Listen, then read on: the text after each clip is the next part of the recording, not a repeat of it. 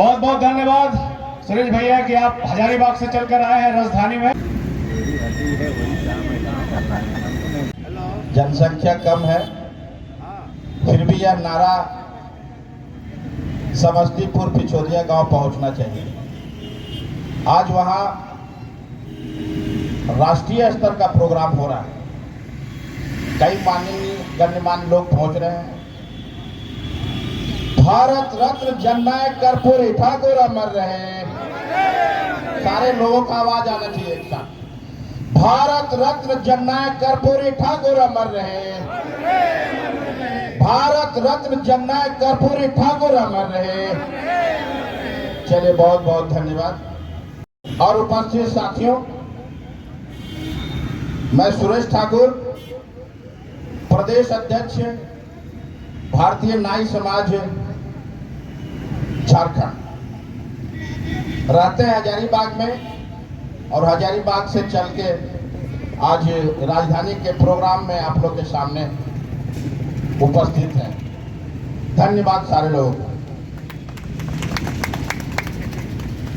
हजारीबाग में भी सर हमको जैसा लग रहा है कि पूरे झारखंड में जो इनको स्थान मिला है, हजारीबाग में 3 कट्ठे के लगभग जमीन में इनका प्रतिमा स्थापित है आदम का।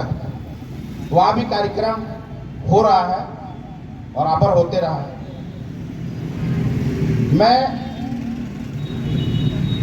जननायक कर्पूरी ठाकुर जी के आज 101 जयंती समारोह हम लोग मना रहे हैं। उसमें सारे राज्य से गणमान्य लोग शामिल हुए हैं। मैं बहुत ज्यादा नहीं बोलते हुए इनकी बीती बिताए, इनके साथ जो घटना घटा, 2 कहानी के साथ बात रखेंगे और हम बात वापस जाएंगे। एक कहानी ऐसा है, दिलचस्प कहानी है इनके जीवन का, कि जब पढ़ाई के समय में पढ़ाई करना था, स्कूल में फीस देना था, तो इनके पास फीस नहीं था। तो गांव के जमींदार के पास गए, बोले बाबू हमको फीस चाहिए। बोले ठीक है, तुमको फीस मिलेगा।